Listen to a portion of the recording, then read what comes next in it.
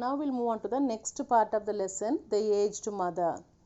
The eyes of the old mother were not so dim but that they noted the reckless hastening from one path to another, and her loving heart grew anxious.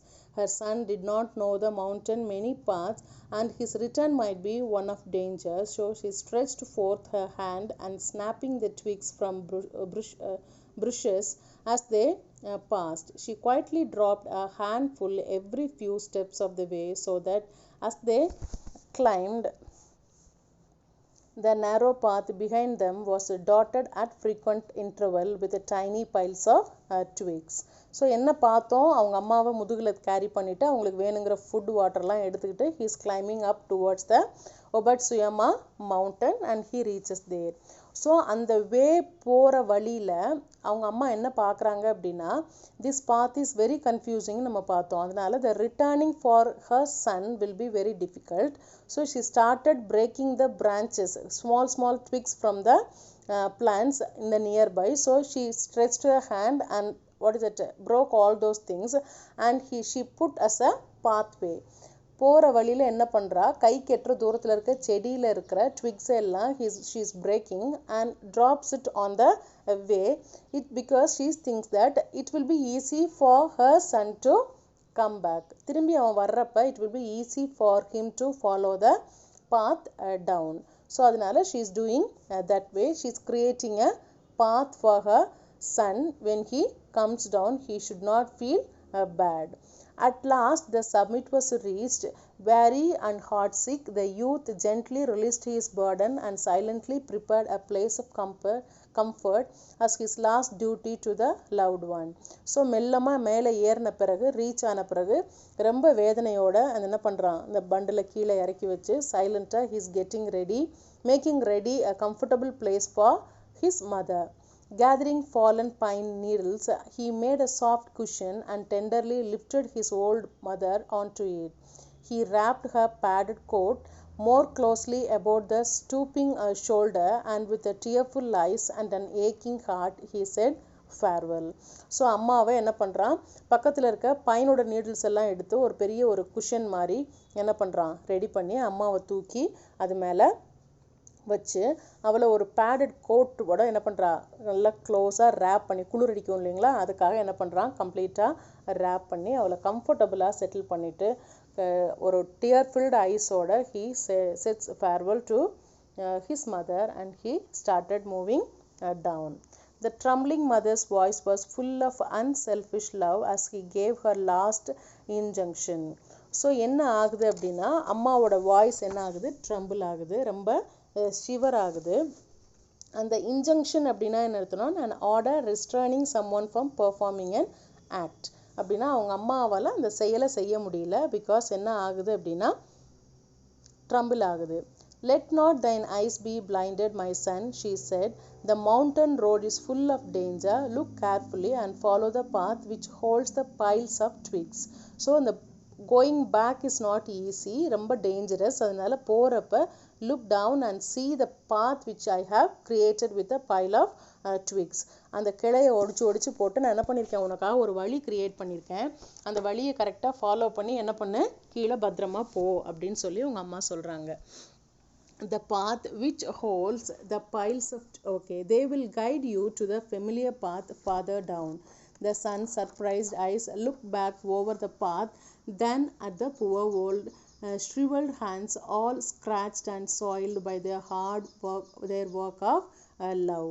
So அவங்க அம்மா அப்படி சொன்ன உடனே யாருக்கு ரொம்ப upset ஆகுது, இந்த பையன் ரொம்பவே என்ன பண்ணுறான், ஃபீல் பண்ணிவிட்டு அவங்க அம்மாவை பார்க்குறான். தே வில் கைட் யூ, என்ன சொல்கிறான், கண்டிப்பாக உன்னை என்ன பண்ணோம், அந்த பாத் வந்து கைட் பண்ணி உன்னை கரெக்டான இடத்துக்கு ரீச் பண்ணி விடும் அப்படின்னு அவங்க அம்மா சொல்கிறான். த சன் வாஸ் சர்ப்ரைஸ்ட், ரொம்ப ஆச்சரியப்படுறான். Eyes look back over the path, then at the poor old shriveled hands all scratched and soiled by their work of love. ரொம்ப அந்த சுருங்கி போன அந்த கை ரிங்கிள்ஸ் எல்லாம் இருக்கு இல்லைங்களா, அது என்ன ஆகும், ஏஜ்னாலையும் ஹெவி ஒர்க்னாலையும் ஆன அந்த கைகளை பார்த்துட்டு என்ன பண்ணுறான், ரொம்ப வேதனைப்படுறான். His heart broke within, and bowing to the ground, he cried aloud, "Oh, honorable mother, your kindness breaks my heart. I will not leave you. Together we'll follow the path of twigs, and together we'll die." So இவங்க அம்மா இப்படி what is it ஒரு unexpected love இப்படி காமிச்ச உடனே இவனால் பேர் பண்ணிக்கவே முடியல. அம்மா தயவுசெய்து நான் உங்களை விட்டுட்டு போக முடியாது, நான் உங்களை கூட்டிகிட்டு நம்ம 2 பேருமே அந்த பாத்தை ஃபாலோ பண்ணி போகலாம், will die together no problem அப்படின்னு சொல்லி அவங்க அம்மாவை மறுபடியும் கேரி பண்ணிக்கிறான். Once more he shouldered his burden and hastened down the path through the shadow and the moonlight to the little hut in the valley. Beneath the kitchen floor was the walled closet for food, which was covered by and hidden from view. There the son hid his mother, supplying her with everything she needed. So அவங்க kitchen ஃப்ளோரில் பின்னாடி பார்த்தீங்கன்னா ஒரு closet, ஒரு cupboard மாதிரி இருக்குது. அதுக்கு பின்னாடி அவங்க அம்மாவை யாரோட வியூ அங்கேருந்து பார்த்தா தெரியாது, அந்த இடத்துல என்ன பண்ணிக்கிறான், ஹைட் பண்ணி வச்சுட்டு அவங்க அம்மாவுக்கு வேணுங்கிற ஃபுட்டு என்னென்ன தேவையோ அதெல்லாம் என்ன பண்ணுறான், ஃபுல்ஃபில் பண்ணுறான். She needed continually watching and fearing she would be discovered. அவங்களுக்கு என்ன இருக்குது அப்படின்னா அவங்கள வந்து கண்டுபிடிச்சிருவாங்களோ அப்படிங்கிற ஒரு பயம் இருக்குது. Time passed and he was beginning to feel safe when again the governor sent forth heralds bearing an unreasonable order, seemingly as a boast of his power. His demand was that his subject should present him with a rope of ashes. So days went on. He felt he was safe with his mother also very safe. No one found out that his mother is with him. And the meantime the king is announcing another order. என்ன சொல்றாரு அப்படின்னா ஒரு rope of ash என்ன பண்ணணும், create பண்ணணும், சாம்பல்லையே என்ன பண்ணணும், ஒரு கயிறு திரிச்சு கொண்டு வரணும் அப்படின்னு சொல்லி he made an announcement.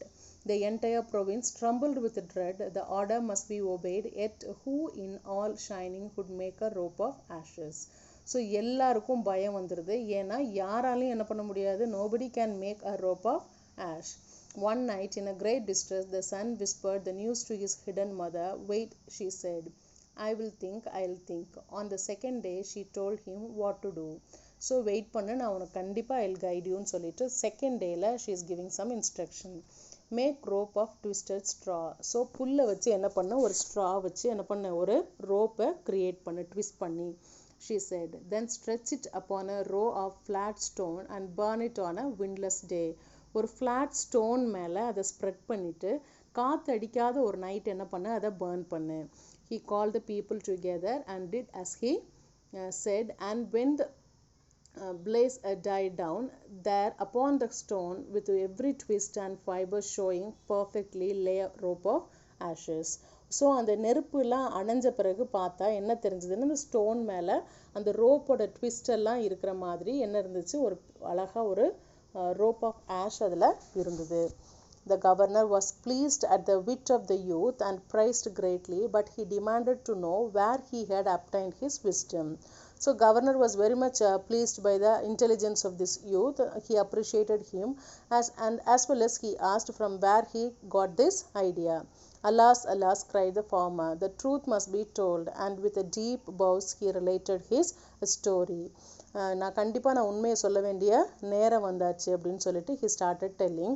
The governor listened and then meditated in silence. Finally he lifted his head. Shining needs more than strength of youth, he said gravely. What that I should have forgotten the well-known saying, with a crown of snow there cometh wisdom. என்ன சொல்கிறாரு அப்படின்னா உண்மையை சொல்லிடுறான். எதுக்காக, எங்கேருந்து இவன் கண்டுபிடிச்சான் அப்படிங்கிறத சொல்லிடுறான். யார் சொன்னால், அவங்க அம்மா. இப்படின்னு சொன்ன உடனே கொஞ்ச நேரம் யார் சைலண்ட்டாக இருக்கா, governor was meditating in silence and he realise that யூத்தோட ஸ்ட்ரென்த்து எந்த அளவுக்கு முக்கியமோ அதோ அளவுக்கு ஏஜ்ட் பீப்புளோட விஸ்டமும் நமக்கு முக்கியம். I completely forgot the saying அப்படின்னு சொல்லிட்டு ஹீ சேஸ் த சேயிங். என்னது, with a crown of snow. Crown of snow அப்படின்னா snow is in white in colour. Aged பீப்புளோட ஹேரும் எப்படி இருக்கும், ஒயிட் கலரில் இருக்கும். க்ரௌன் எங்கே இருக்கும், தலையில் இருக்கும். ஸோ தலையில் அந்த ஒயிட் ஸ்னோங்கிறது it refers to the aged people. There come with wisdom, அங்கே தான் என்ன இருக்கும், அறிவு நிறைஞ்சிருக்கும் அப்படின்னு சொல்லி சொல்கிற விஷயத்த நான் கம்ப்ளீட்டாக மறந்துட்டு ஐ லேட் தட் ஒரு ரூல் அப்படின்னு சொல்லி he realised his mistake. Who, the governor. That very hour the cruel law was abolished.